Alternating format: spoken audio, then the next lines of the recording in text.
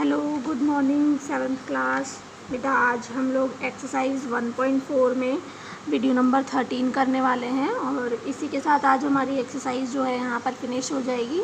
तो चलिए हम स्टार्ट कर देते हैं हमारी एक्सरसाइज 1.4 के क्वेश्चन नंबर 4 से। तो सबसे पहले चलिए पढ़ते हैं। फोर्थ क्वेश्चन क्या है?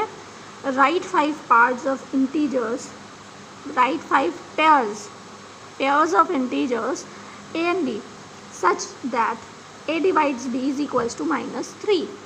One such pair is 6 and -2 because of 6 divides -2 is equals to -3.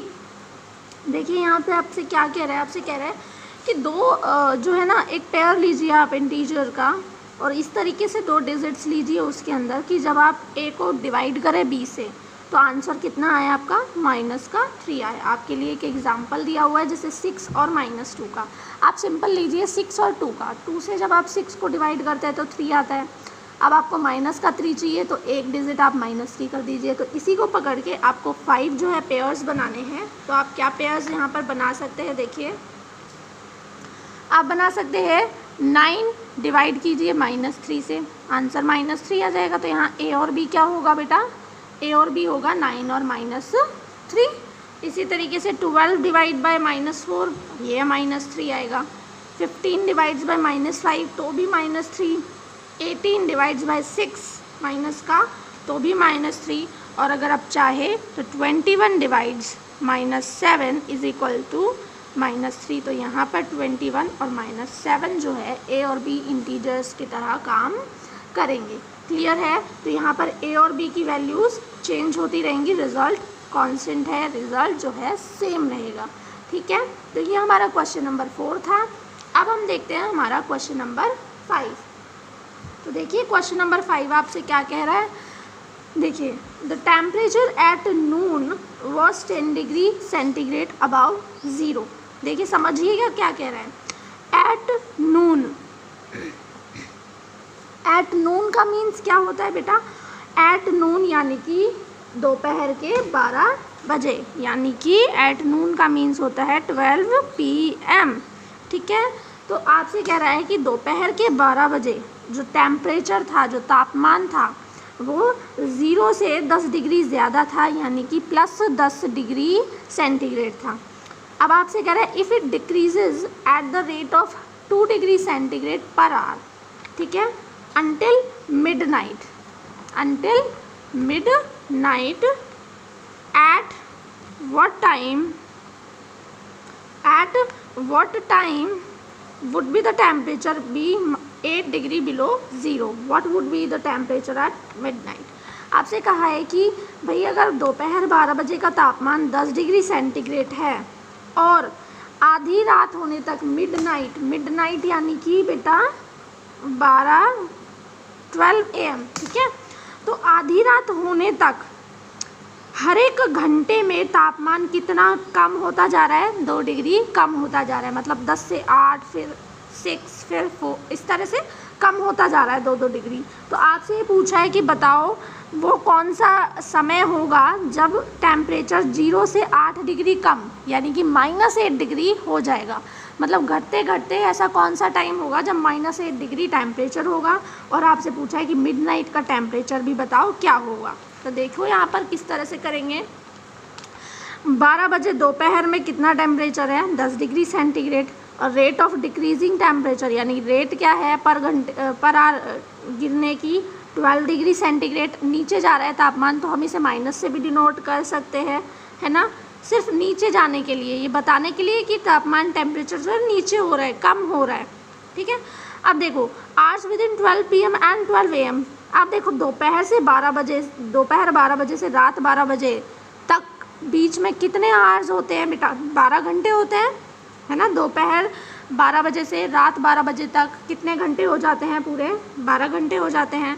अब उसमें आप क्या देखेंगे? देखिए टेम्परेचर डिक्रीज इन 12 आवर, जब 12 घंटे हो जाते हैं और हमें यहाँ पर हम निकाल सकते हैं कि 12 घंटे में तापमान कितना और नीचे गिर जाएगा या चला जाएगा। जब हर घंटे 2 गिर रहा है तो 12 घंटे में कितना गिर जाएगा बेटा? 24 गिर जाएगा। तो यानी कि अगर हमें मिडनाइट यानी रात 12 बजे का टेम्परेचर चाहिए, दोपहर 12 बजे का 10 था, रात 12 बजे कितना गिर जाना चाहिए, 24 कम हो जाना चाहिए। तो आप 10 में से 24 कम कर दीजिए, कितना हो जाएगा, -14, यानी कि रात 12 बजे का तापमान कितना होगा, -14 होगा। इसी तरीके से देखिए, जब हम दोपहर 12 बजे 10 तापमान है, 1 बजते ही 2 कम हो जाएगा 8, 2 बजेंगे और 2 कम हो जाएगा 6, इसी तरह से कम होते होते 9 बजे टेम्परेचर कितना हो जाएगा, -8 डिग्री टेम्परेचर सेंटीग्रेड हो जाएगा। क्लियर है? ये आपका क्वेश्चन नंबर 5 है। इसके बाद आप क्वेश्चन नंबर 6 देखिए क्या कह रहा है। A class test +3 marks are given for every correct answer, -2 for every incorrect answer. देखो आपसे कहा है सही क्वेश्चन के लिए आपको 3 मार्क्स मिलेंगे और आपने गलत आंसर दिया है तो -2 मिलेंगे। तो फर्स्ट देखिए, राधिका ने 20 नंबर लिए हैं, ठीक है, जबकि उसने 12 क्वेश्चन सही किए थे। तो आपसे पूछा है बताओ उसने कितने क्वेश्चन जो है गलत किए थे। तो यहाँ पर देखिए बेटा, हमें पता है करेक्ट आंसर के लिए मार्क्स कितने मिलने वाले हैं, +3, और इनकरेक्ट आंसर के लिए -2। अब राधिका जो है उसने कितना स्कोर किया है बेटा, 20 स्कोर किया है, जबकि उसने 12 सही आंसर किए थे। तो 12 आंसर के हिसाब से उसके मार्क्स होने कितने चाहिए, हर एक क्वेश्चन के 3 मिल रहे हैं, तो 12 के कितने मिलने चाहिए, उसको 36 मिलने चाहिए। तो देखिए मिले तो उसे 20 हैं, मिलने चाहिए उसे 36। अब डिफरेंस निकालिए, कितने का डिफरेंस है, 16 नंबर का डिफरेंस आ रहा है यहाँ पर, ठीक है, यानी कि उसके 16 नंबर कम हुए हैं, है ना, जबकि उसके 36 होने चाहिए थे, 20 ही हैं, तो 16 नंबर कम हुए ना। अब आप देखो हर एक गलत आंसर के लिए हम माइनस कितने कर रहे हैं, 2, तो हम 16 कितने क्वेश्चंस के लिए माइनस करेंगे, नंबर ऑफ इनकरेक्ट क्वेश्चन क्या होगा, -2 से डिवाइड कीजिए आप 8, यानी 8 क्वेश्चन वो गलत कर देती है, ठीक है, जितने सही नहीं करती उससे ज़्यादा उसके गलत हो जाते हैं, इसलिए बेचारी के आंसर जो हैं कम रह जाते हैं, ठीक है, जो मार्क्स हैं वो कम रह जाएंगे, ठीक है। 12 उसने सही किए पर गलती ये कर दी कि उसने 8 गलत कर दिए, ठीक है। इसी में नेक्स्ट देखिए, मोहिनी जो है उसने टोटल ही उसके जो मार्क्स आए हैं वो -5 आए हैं। क्यों आए हैं, जबकि उसने 7 क्वेश्चन बिल्कुल ठीक किए थे। तो आपको ये बताना है कि 7 क्वेश्चन ठीक करने के बाद भी उसने कितने गलत कर दिए जो उसके आंसर -5 आए, या उसके जो स्कोर है वो -5 रहा। तो यहाँ पर देखिए बेटा, आप देखिए यहाँ पर